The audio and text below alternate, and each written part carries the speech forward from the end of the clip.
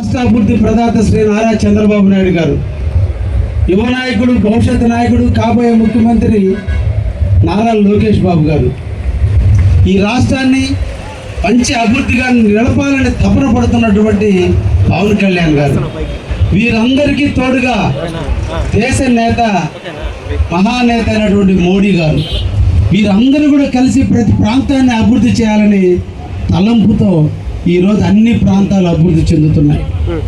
మన అదృష్టం కొద్దీ ఈరోజు మన జిల్లాలో, మన నియోజకవర్గంలో దామారం ఎయిర్పోర్ట్ మన నియోజకవర్గానికి వచ్చింది.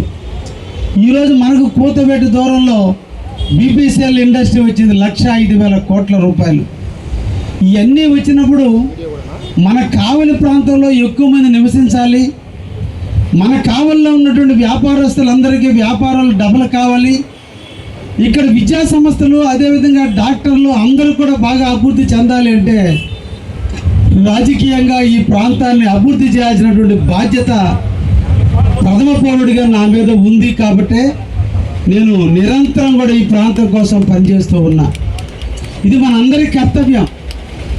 ఇది మనందరం కలిసి పనిచేసినప్పుడే దీన్ని సాధించడానికి అవకాశం ఉంటుంది.